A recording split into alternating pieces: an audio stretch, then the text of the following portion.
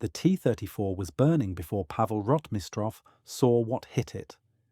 The tank had been moving at full speed 30 seconds ago, 35 kilometers per hour across wheat fields that were supposed to provide concealment, but instead provided perfect firing lanes for German gunners who were watching from elevated positions 2 kilometers away. The burning tank was one of 830 T-34s and KV-1s that Rotmistrov had committed to this attack. It was the first casualty he could see with his own eyes. It would not be the last. The smoke was already obscuring visibility. Black smoke from burning tanks mixed with dust from hundreds of tracks, churning earth mixed with morning haze that the weather forecast had promised would lift by 0700 hours. The forecast was wrong. Visibility was maybe 500 meters and decreasing. Rotmistrov was commanding a tank army in conditions where he couldn't see his own forward elements and couldn't communicate effectively because radio discipline had collapsed under the stress of combat that was more chaotic than any training exercise had prepared his crews for. Another T-34 exploded. Not burned, exploded. The ammunition detonated, blowing the turret 30 meters into the air in a trajectory that would have been beautiful if it wasn't evidence of 3 men dying instantly. Rotmistrov counted seconds. 7 seconds between first tank burning and second tank exploding. The German gunners were firing once every 7 seconds per gun. There were approximately 200 German tanks on the reverse slope ahead. 200 guns firing once every 7 seconds meant approximately 1,700 shells per minute being thrown at Soviet armor that was advancing in formations so dense that missing was nearly impossible. The mathematics were simple and terrible. 830 Soviet tanks advancing toward 200 German tanks, numerical superiority of 4-1. But the German tanks were tigers and panthers, with guns that could penetrate Soviet armor at 2,000 meters. The Soviet tanks were T-34s, with guns that could penetrate German armor at maybe 800 meters if they hit the right spot. The Germans were shooting from prepared positions on elevated terrain. The Soviets were advancing across open ground with no cover and no concealment except smoke that was as much hindrance as help. Rotmistrov's position was 3 kilometers behind the forward line, too far back to see details, too far forward to see the complete picture, close enough to hear the explosions, close enough to see the smoke pillars marking each destroyed tank, close enough to feel the ground shake from artillery impacts that were coming from somewhere. German artillery, Soviet artillery, maybe both, definitely adding to the chaos that was transforming planned attack into desperate brawl. His name was Pavel Alexeyevich Rotmistrov. He was commanding 5th Guards Tank Army. He had received orders 18 hours ago to attack immediately and destroy German armoured formations near Prokhorovka. The orders came from front headquarters. The orders were based on intelligence that said German forces were exhausted from days of fighting and vulnerable to armoured counterattack. The orders did not mention that German forces included SS Panzer divisions with new Tiger tanks that were better armoured and better armed than anything the Soviet army possessed. The attack was supposed to achieve surprise. 800 tanks advancing at dawn would overwhelm German positions through mass and momentum. The theory was sound. The execution was catastrophic. German reconnaissance had spotted Soviet tank concentrations during the night. German artillery had pre-registered firing coordinates. German tanks had moved to positions that provided overlapping fields of fire. The Soviets attacked into a kill zone that the Germans had prepared with efficiency that Rotmistrov would have admired in any context except this one where it was killing his tankers. Radio traffic was frantic. Unit commanders reporting contact with German armour, reporting casualties, requesting permission to manoeuvre, requesting artillery support, requesting air support. Rotmistrov couldn't grant most requests because, Artillery was already committed to pre-planned fires that weren't hitting German positions, because German positions weren't where intelligence had said they would be. Air support was delayed because Luftwaffe fighters were contesting Soviet air operations, and ground attack aircraft couldn't operate in contested airspace without fighter escort that was unavailable. Rotmistrov made decisions that generals make when plans collapse. He committed reserve formations earlier than planned. He authorized local commanders to maneuver independently rather than maintaining formation integrity. He requested additional artillery support from front headquarters, even though he knew the request would take hours to fulfill if it was fulfilled at all. He did everything possible within his authority and resources. It wasn't enough. The smoke cleared momentarily. Rotmistrov saw the battlefield. What he saw would appear in his nightmares for decades. Dozens of burning tanks. Hundreds of tanks still advancing.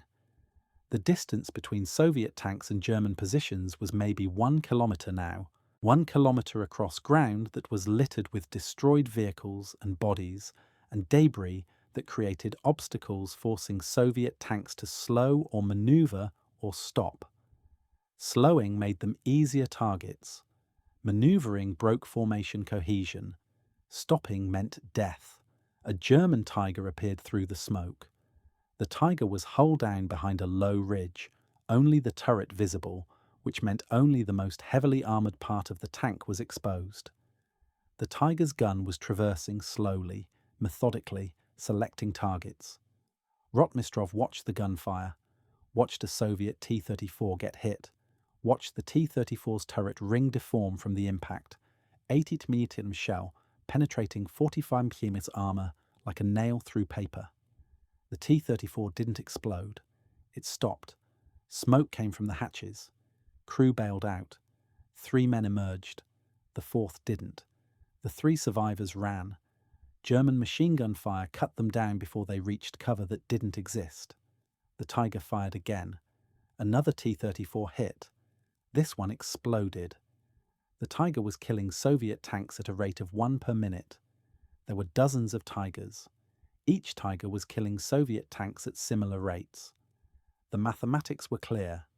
Soviet losses were exceeding replacement capability. The attack was bleeding the tank army faster than the tank army was damaging German forces. Rotmistrov had a choice: continue the attack and accept catastrophic losses in hope that mass would eventually overwhelm German defences, or halt the attack and accept that the counteroffensive had failed. Continuing meant losing tanks that couldn't be replaced quickly. Halting meant admitting failure to front headquarters, which had ordered this attack and expected success, and didn't tolerate commanders who reported failure. He continued the attack. The decision was made by understanding that Soviet military doctrine valued offensive action over preservation of forces. Retreat without permission was cowardice. Cowardice was punishable by execution. Rotmistrov could lose his entire tank army and explain it as heroic sacrifice. He couldn't halt the attack and explain it as tactical prudence. Soviet tanks reached German positions. Not all tanks, maybe 100, reached close range, where Soviet guns could penetrate German armour. The fighting became point-blank exchanges where neither side had advantage, except that German tanks had better armour and better guns and better crew training. Soviet tanks had numbers. 100 Soviet tanks versus 30 German tanks at ranges under 500 metres. The close-range fighting was brutal. Tanks firing at each other from distances where missing was impossible. Tanks ramming each other when ammunition ran out. Crew fighting crew when tanks were disabled. The battlefield became a mass of burning vehicles, exploding ammunition, and men dying in ways that peacetime imagination couldn't conjure. Rotmistrov lost communication with forward units. Radio was overwhelmed by traffic. Runners were being sent, but runners took time and information arrived obsolete. He was commanding based on reports that were minutes old, describing situations that were changing second by second. He made decisions with partial information because waiting for complete information meant making no decisions at all. Artillery support finally arrived, Soviet guns firing on coordinates that should contain German positions. Some shells hit German positions. Some hit Soviet positions because coordinates were approximate and forward units had moved and communication was inadequate. Friendly fire added to casualties that were already catastrophic. The attack continued for 6 hours. 6 hours of tanks advancing and burning and dying. 6 hours of crew bailing out and running and being killed. 6 hours of radio traffic reporting contact and casualties and chaos. 6 hours of Rotmistrov making decisions that sent men to death while knowing that stopping would mean his own death. At hour 6, German forces began withdrawing, not retreating, withdrawing in good order, moving to secondary positions, maintaining formation integrity. The withdrawal wasn't defeat. It was tactical repositioning by forces that had inflicted massive casualties and achieved their objective of stopping Soviet counteroffensive. Rotmistrov ordered pursuit. The pursuit was weak because tanks were out of fuel or ammunition or both. Crew were exhausted. Units were disorganized. The pursuit covered maybe 5 kilometers before halting because continuing was impossible. Soviet forces claimed the battlefield. Claiming the battlefield meant possession of ground littered with destroyed tanks and dead crew. The counting began immediately. Destroyed tanks, casualties, ammunition expenditure, fuel consumption. The numbers were compiled by staff officers who walked the battlefield and made lists. The lists went to Rotmistrov, who read them with expression that witnesses would later describe as haunted. Soviet losses: 327 tanks destroyed, 423 tanks damaged requiring repair, 80 tanks operational. Crew casualties: approximately 3,000 killed, 4,000 wounded. The 5th Guards Tank Army had entered battle with 830 tanks and emerged with 80 operational tanks. 90% casualties in 6 hours. German losses were harder to assess. Soviet intelligence officers counted destroyed German tanks on the battlefield. They found 43 destroyed tanks. They estimated total German losses at 70 to 80 tanks, including damaged vehicles that had been recovered.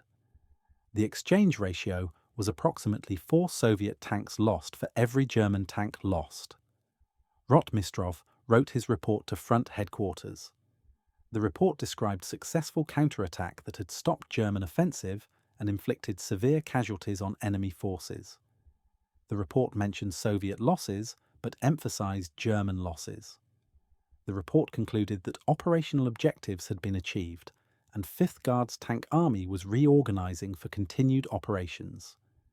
The report was factually accurate and strategically misleading.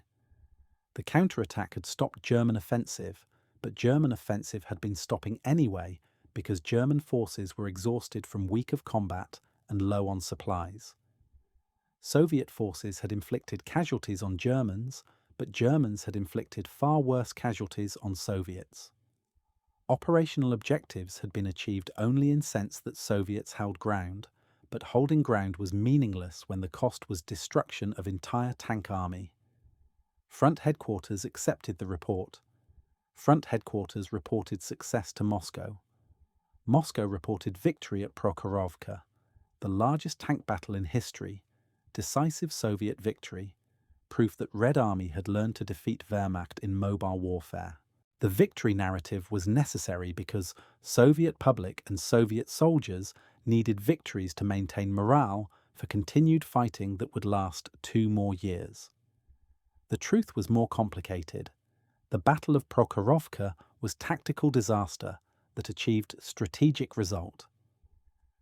Soviet forces had lost catastrophically in terms of men and equipment, but Soviet losses forced German commanders to recognize that continuing offensive operations would exhaust their forces without achieving breakthrough.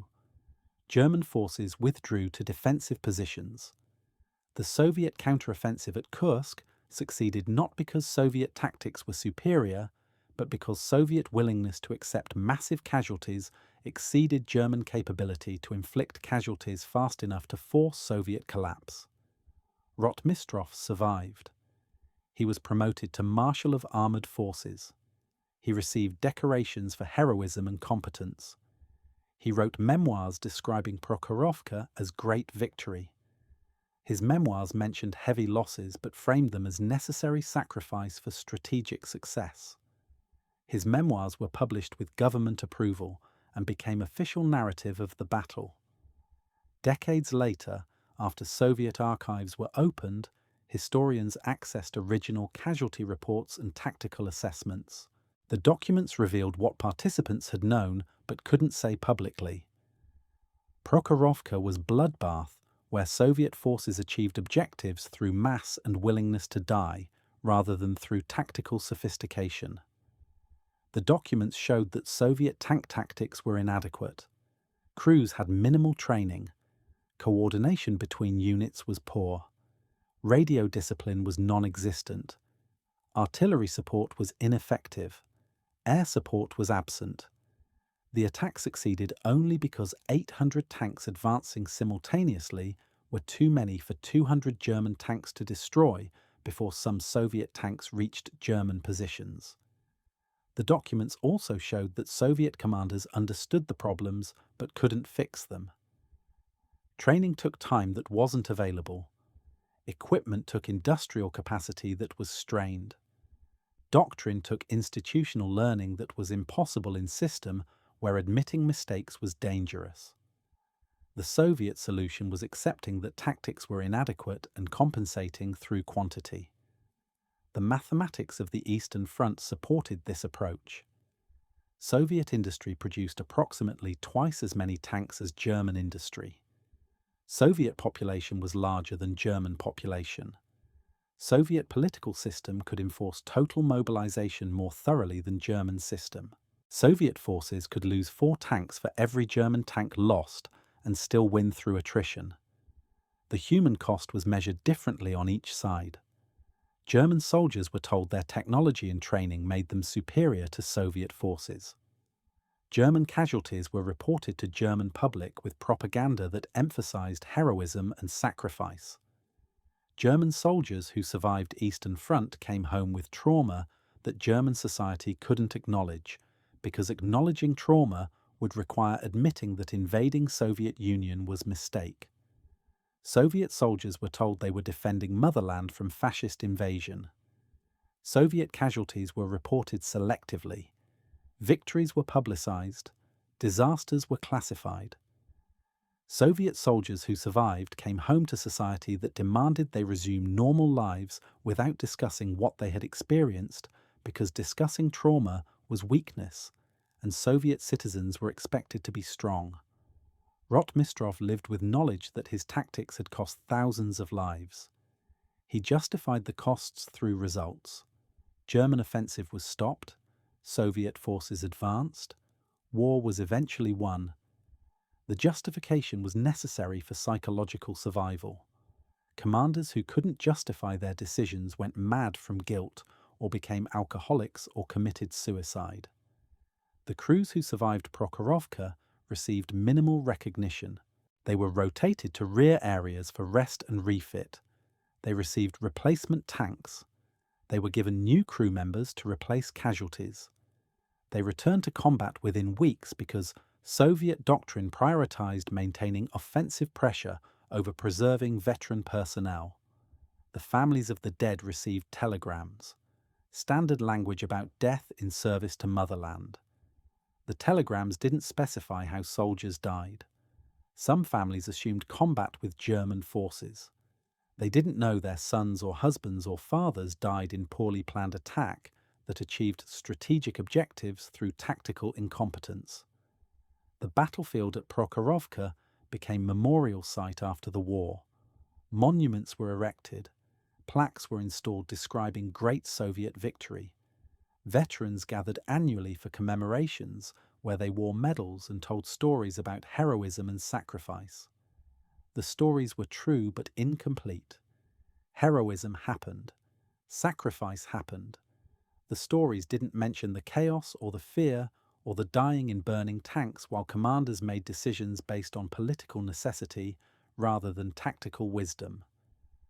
Historians who studied Prokhorovka found conflicting narratives. Soviet sources described decisive victory. German sources described successful defensive battle. Neutral analysis showed both were partially correct. Soviets achieved strategic objectives at catastrophic tactical cost. Germans inflicted massive casualties but failed to prevent Soviet advance. The battle was simultaneously victory and disaster, depending on which metrics were measured. The controversy intensified after Soviet archives were opened. Researchers found documents showing that Soviet casualty reports had understated losses. The official figure of 327 tanks destroyed was probably closer to 500 tanks destroyed. The casualty figures of 3,000 killed were probably closer to 5,000 killed. The discrepancies existed because Soviet reporting system incentivized commanders to understate losses and overstate successes. Rotmistrov's role became subject of debate. Some historians portrayed him as competent commander operating under impossible constraints. Some portrayed him as mediocre commander whose tactics wasted lives. Some portrayed him as typical Soviet general who valued obedience over initiative and accepted casualties that Western armies would have considered unacceptable. The truth was that Rotmistrov was product of a system that produced officers through political loyalty rather than professional competence. He had survived Stalin's purges by being politically reliable. He had risen through ranks by following orders and not questioning doctrine. He commanded at Prokhorovka because he was available and trusted, not because he was specially skilled at armoured warfare. His tactics at Prokhorovka reflected standard Soviet doctrine: mass assault, accept casualties, overwhelm enemy through quantity. The doctrine worked at strategic level because Soviet resources exceeded German resources. The doctrine failed at tactical level because it treated soldiers as expendable resources rather than trained professionals whose preservation enhanced future capability. The legacy of Prokhorovka influenced Soviet military thinking for decades. The battle demonstrated that massed tank attacks could succeed despite heavy losses. The lesson reinforced Soviet emphasis on quantity over quality. Soviet tank design prioritized production speed and numbers over crew survivability and technical sophistication. The T-34 was excellent tank by standards of mass production and adequate performance. It was terrible tank by standards of crew survival and maintenance requirements. Soviet veterans who survived the war sometimes discussed Prokhorovka privately. Their accounts described confusion and terror, and dying friends and burning tanks and orders that made no sense but had to be followed. Their accounts described commanders who were brave but not skilled, plans that were ambitious but not realistic, victories that felt like defeats because the cost was so high. Western historians who studied Eastern Front focused initially on German perspective. German veterans wrote memoirs describing combat against numerically superior Soviet forces. German accounts emphasized tactical superiority and professional competence. The accounts were accurate regarding tactical performance, but misleading regarding strategic outcome. Germans won tactical victories repeatedly, but lost the war because tactical victories couldn't overcome strategic disadvantages. Later, Western historians incorporated Soviet sources. The Soviet perspective revealed that Eastern Front was an attritional struggle where losses were accepted as necessary cost of victory. Soviet commanders knew their tactics were crude. They knew their losses were unsustainable by Western standards. They continued using those tactics because alternatives required capabilities that Soviet system couldn't provide quickly enough. The industrial context mattered. Soviet tank production in 1943 exceeded German tank production by ratio of approximately 3 to 1. Soviet factories produced T-34s using mass production techniques that sacrificed finish quality for production speed.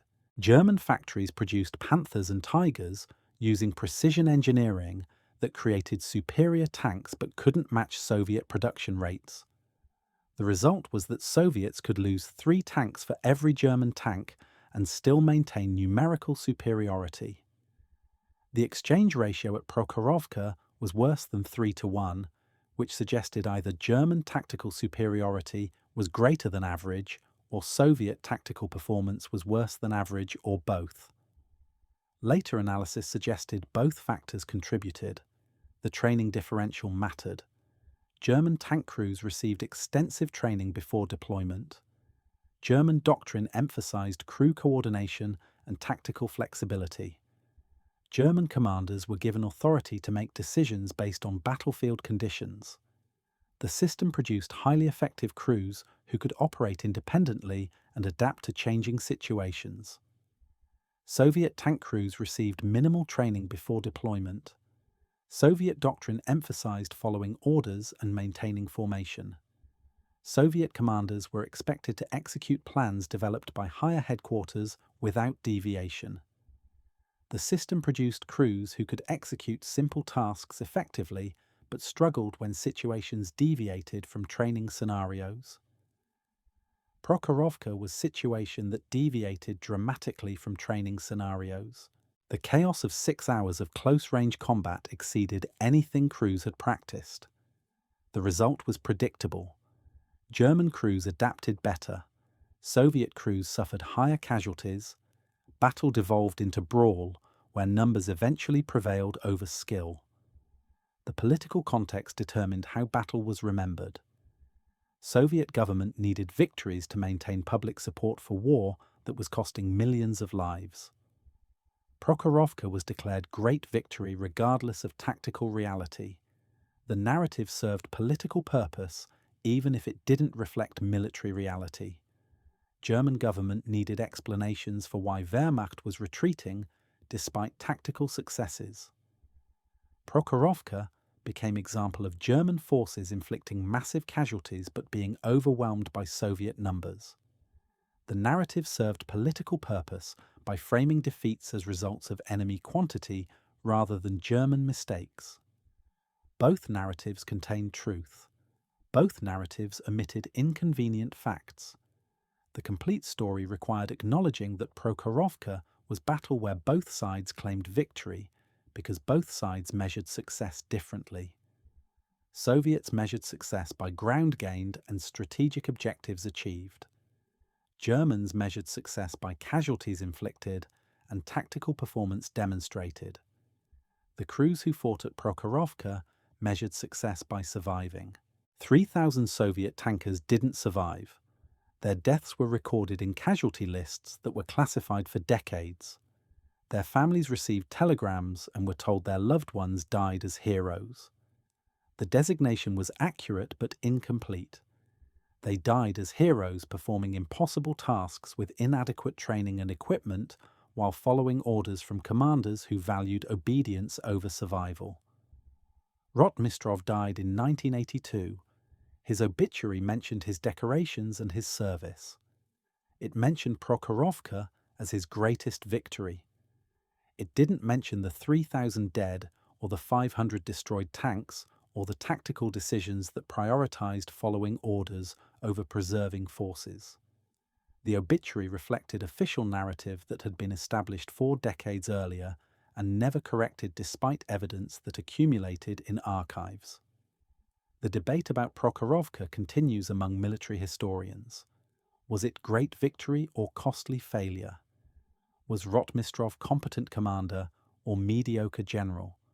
Did Soviet tactics demonstrate strategic wisdom or tactical incompetence? The answers depend on which metrics matter: casualties, ground gained, strategic impact, tactical performance. The only certainty is that Prokhorovka demonstrated fundamental character of Eastern Front warfare: mass against skill, quantity against quality, willingness to die against desire to survive. Soviet system that could mobilize entire nation against German system that produced superior soldiers but couldn't produce enough of them. The battle was microcosm of entire war: brutal, costly, strategically decisive, tactically questionable, remembered differently by each side. That is the story of Pavel Rotmistrov and the Battle of Prokhorovka in July 1943, when 800 Soviet tanks attacked 200 German tanks and lost 75% of their strength while achieving strategic objectives that justified the losses in official narratives, but haunted survivors who knew the tactical truth. The story is documented in archives that show casualty figures and tactical reports. The story is remembered in memoirs that emphasize heroism and sacrifice while omitting chaos and incompetence. The story is debated by historians who analyze whether results justified costs and whether victory achieved through mass casualties represents military competence or desperate acceptance of losses that no other system would tolerate. The immediate aftermath of Prokhorovka shaped Soviet operations for the remainder of the war. The 5th Guards Tank Army required 3 months to rebuild to operational strength. Replacement tanks arrived from factories. Replacement crew arrived from training centres. The replacements were inferior to the losses. Veteran crews had experience that couldn't be quickly replicated. The destroyed tanks included equipment that had been upgraded and modified based on combat lessons learned. The replacement tanks came directly from factories without field modifications. The rebuild process revealed systemic problems. Soviet industry could produce tanks faster than Soviet training system could produce competent crews. Factories delivered approximately 1,000 tanks per month. Training centres delivered approximately 1,500 new crew members per month. The numbers suggested adequate replacement capability. The reality was that new crews needed months of experience to become effective. Sending undertrained crews into combat resulted in high casualty rates that required more replacements that were equally undertrained. The solution was accepting that Soviet tank forces would always include large proportion of inexperienced crews. Doctrine emphasized simplicity because complex tactics required training time that wasn't available. Formations emphasized mass because individual crew quality was variable. Leadership emphasized following orders because initiative required judgment that inexperienced crews lacked. Rotmistrov incorporated lessons from Prokhorovka into his training program. He emphasized approaching enemy positions through covered terrain rather than across open ground. He emphasized using artillery to suppress enemy positions before tanks reached engagement range. He emphasized radio discipline so commanders could coordinate units during combat. The lessons were sound. Implementing them was difficult because resources were limited and time was constrained, and institutional resistance to changing doctrine was strong. The political impact extended beyond military operations. Stalin received reports about Prokhorovka that emphasized victory while understating losses. Stalin suspected the reports were misleading because Stalin suspected all reports were misleading. He sent NKVD investigators to interview survivors and verify casualty figures. The investigators found discrepancies between official reports and eyewitness accounts. Rotmistrov was summoned to Moscow for personal briefing to Stalin. The briefing occurred in Stalin's office with senior military officials present. Stalin asked direct questions. How many tanks were destroyed? How many crew were killed? What were German losses? Why were Soviet losses so high? Rotmistrov answered carefully. He acknowledged losses were severe, but emphasized that German offensive had been stopped and Soviet forces now held initiative. Stalin's response determined whether Rotmistrov would continue commanding or would be replaced or would be arrested. Stalin said that losses were acceptable if objectives were achieved. He said that German forces could not replace their losses while Soviet forces could. He said that Rotmistrov should continue operations with understanding that future attacks must achieve better exchange ratios. The meeting ended with Rotmistrov retaining command, but understanding that failure in future operations would have severe consequences. The exchange during that meeting revealed Stalin's understanding of attritional warfare. Stalin knew Soviet tactics were crude. He knew casualties were high. He accepted these realities because alternatives would require time that wasn't available, or capabilities that couldn't be developed quickly enough. Soviet strategy was based on calculation that Soviet advantages in population and industrial capacity would eventually overwhelm German tactical superiority. The calculation proved correct. Soviet forces continued advancing despite heavy losses. German forces continued retreating despite tactical victories. The fundamental math favored Soviets. Each battle destroyed German strength that couldn't be replaced, while Soviet strength could be replaced from reserves that Germans couldn't match. The strategic victory at Kursk, which included Prokhorovka as one component, marked a turning point in Eastern Front. German forces never again mounted major offensive operation. Soviet forces maintained initiative for remainder of war. The cost was measured in hundreds of thousands of casualties and thousands of destroyed tanks. The cost was justified by results that ended Nazi control of Eastern Europe and ultimately contributed to Allied victory. The memory of Prokhorovka evolved through different political periods. During Stalin era, Prokhorovka was celebrated as example of Red Army superiority over fascist invaders. The narrative emphasized Soviet tactical skill and German defeat. Casualty figures were classified or minimized. Criticism of Soviet tactics was forbidden. During Khrushchev era, some criticism of wartime operations became permissible. Military professionals began publishing analyses that acknowledged tactical problems while still maintaining that strategic outcomes justified costs. Rotmistrov published expanded memoirs that included more details about difficulties faced during battle while still framing overall operation as success. During Brezhnev era, war narratives became more conservative again. Great patriotic war was sacred topic. Criticism of Soviet operations was discouraged. Veterans who tried to publish accounts that deviated from official narrative found their manuscripts rejected by publishers or censored by authorities. The history of Prokhorovka became fixed in official version that emphasized victory and minimized costs. After Soviet collapse, archives began opening. Researchers gained access to operational documents, casualty reports, after-action assessments that had been classified for decades. The documents revealed extent to which official narrative had diverged from tactical reality. Casualty figures were higher than admitted. German losses were lower than claimed. Tactical performance was worse than described. The revelations sparked controversy in Russia. Some Russians viewed new research as Western attempt to denigrate Soviet achievements. Some viewed it as necessary historical correction. The debates reflected larger arguments about how to remember Soviet period, as time of achievement despite Stalin's crimes, or as time when achievements came at costs that shouldn't have been necessary. Military historians outside Russia incorporated Soviet archival material into analyses of Eastern Front. The consensus that emerged was nuanced. Soviet operations at tactical level were generally inferior to German operations.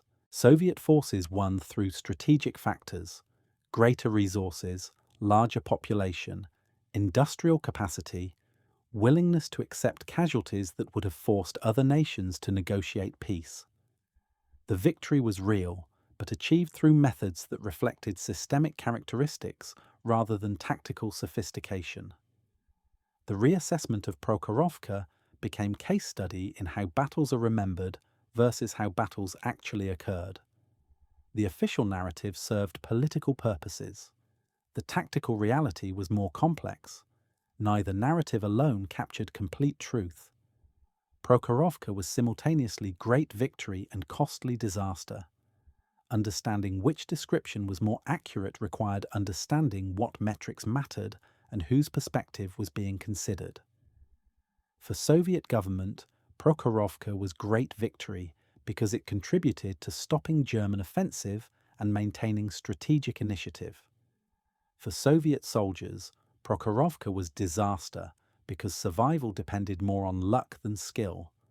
For German soldiers, Prokhorovka was successful defensive battle that demonstrated tactical superiority but couldn't prevent strategic defeat. For historians, Prokhorovka was example of attritional warfare where results were achieved through mass and determination rather than tactical finesse. The human dimension remained constant across all perspectives. Men fought. Men died. Men burned in tanks that became crematoriums. Men survived through combination of skill and luck and decisions made by commanders who were operating under constraints that peacetime analysis couldn't fully appreciate. The trauma was real, regardless of how victory was defined. Rotmistrov's post-war career demonstrated how Soviet system managed officers who had presided over costly operations. He was promoted to marshal rank. He commanded armor forces during occupation of Eastern Europe. He helped develop Soviet armor doctrine during Cold War. He wrote memoirs that became official account of armored operations. He received decorations and honors. He lived comfortably until his death. The trajectory suggested that Soviet system forgave high casualties if strategic objectives were achieved.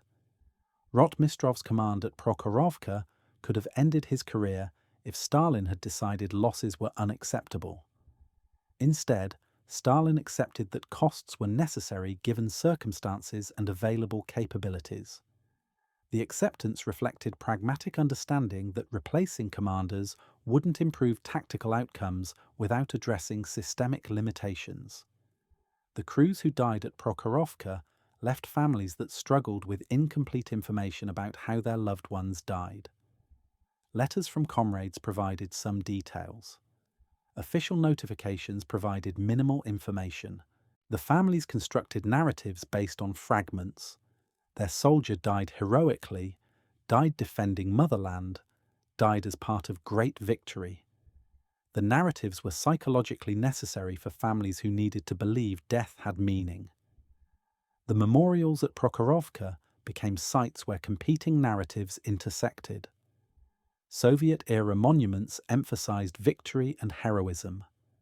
Post-Soviet editions acknowledged costs and complexity. Veterans who visited memorials brought personal memories that often contradicted official narratives.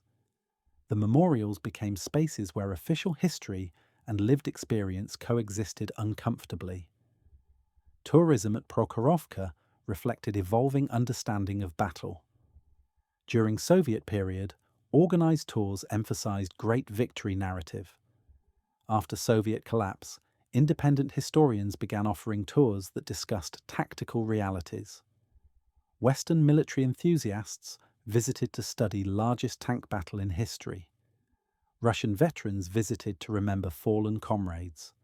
The site attracted people with different interests and different understandings of what happened. The physical battlefield changed dramatically from wartime to present. Destroyed tanks were removed for scrap metal. Craters were filled. Vegetation grew over scarred earth. By 21st century, terrain looked peaceful. Walking the ground where hundreds died required imagination to visualize the chaos of July 1943. Historians used period photographs and veteran accounts to reconstruct battle geography. Technology enabled new forms of analysis. Researchers used satellite imagery to identify period terrain features, used computer simulations to model tank engagements, used statistical analysis to evaluate casualty reports and tactical assessments. The analyses generally confirmed that Soviet losses were even worse than revised figures suggested, and German defensive performance was even better than German accounts claimed. The conclusion that emerged from decades of research was that Prokhorovka exemplified character of Eastern Front warfare. Soviet forces achieved strategic victory through accepting tactical costs that Western armies would consider unacceptable. German forces achieved tactical success that couldn't translate to strategic victory because Germany lacked resources to sustain attritional warfare against opponent willing to exchange 3 or 4 casualties for every German casualty. The mathematical logic was brutal but clear. Soviet population was approximately twice German population. Soviet industrial capacity exceeded German capacity once fully mobilized. Soviet political system could enforce total mobilization more thoroughly than German system. These advantages meant Soviets could lose more men and more equipment per battle while still winning war through attrition. The ethical questions remained unresolved. Was accepting mass casualties justified by strategic necessity? Were Soviet commanders criminally negligent or pragmatically realistic? Did results validate methods, or should methods be judged independent of results? Different analysts reached different conclusions based on different ethical frameworks and different assumptions about what alternatives were available. Some argued that Soviet commanders had no choice. Improving tactics required training time that wasn't available during desperate defense against German invasion. Improving equipment required industrial capacity that was disrupted by German advances. Improving doctrine required institutional learning that was impossible in system where criticizing existing methods was dangerous. Given these constraints, accepting high casualties was only option that could achieve strategic objectives quickly enough to prevent defeat. Others argued that Soviet system created its own constraints. Stalin's purges eliminated experienced officers who might have developed better tactics. Political interference disrupted military decision-making. Fear of reporting bad news distorted information flow. Investment in quantity over quality reflected ideological commitment to mass rather than rational assessment of military requirements. These systemic problems meant casualties were higher than necessary, even accounting for difficult circumstances. Both arguments contained truth. Soviet system did create constraints that worsened military performance. Soviet commanders did operate under nearly impossible conditions that limited available options. Separating which casualties were avoidable from which were inevitable required counterfactual analysis that was inherently speculative. What remained certain was human cost. 3,000 tankers died at Prokhorovka. Each death was individual tragedy for families and comrades. The deaths were recorded in statistics that became historical data points. The data points represented people who had lives and hopes and futures that ended in burning tanks on Ukrainian battlefield. Their sacrifice was real, regardless of debates about whether their commanders used them effectively or wastefully. Rotmistrov carried that knowledge until his death. He knew the names would appear in casualty lists. He knew families would receive telegrams. He knew his decisions sent men to die. He justified those decisions through results. The justification was necessary for psychological survival. Commanders who couldn't rationalize their casualties often suffered mental health problems that Soviet medical system didn't acknowledge or treat effectively. The legacy of Prokhorovka shaped Soviet and Russian military culture. The battle became symbol of different things to different audiences. For Soviet propaganda, symbol of victory. For military professionals, symbol of how not to conduct armored operations. For veterans, symbol of surviving chaos that training hadn't prepared them for. For families of casualties, symbol of sacrifice that official narratives inadequately honored. Modern Russian military continues studying Prokhorovka. The battle appears in curricula at military academies. Officers analyze tactical decisions and debate alternatives. The analyses generally acknowledge that Soviet tactics were flawed, but emphasize that strategic outcome validated operational approach. The conclusion reflects contemporary Russian military culture that values results over methods and accepts casualties as inevitable cost of achieving objectives. Western militaries study Prokhorovka for different lessons. The battle demonstrates importance of crew training, quality equipment, combined arms coordination, effective communication. The battle shows how tactical superiority can fail to prevent strategic defeat when opponent has decisive advantages in resources and will. Western analyses generally emphasize aspects that validate Western military culture focused on technology and professional soldiers. The complete understanding of Prokhorovka requires acknowledging multiple truths. Soviet forces won strategically while losing tactically. German forces performed better per tank, but lacked resources to sustain that performance. Casualties were both necessary given circumstances and excessive given systemic failures. Victory was real, and costs were appalling. No single narrative captures complexity of battle that exemplified character of entire Eastern Front war. That is the complete story of Prokhorovka and Pavel Rotmistrov, a battle that was great victory and costly disaster simultaneously, remembered differently by each participant and each observer, studied endlessly by historians who debate whether methods were justified by results, commemorated at memorials that blend official history with personal memory, and understood incompletely by everyone who wasn't there, watching tanks burn and men die on July morning when 800 Soviet tanks attacked 200 German tanks in fields outside Ukrainian village, whose name became synonymous with largest tank battle in history and most controversial victory of Great Patriotic War.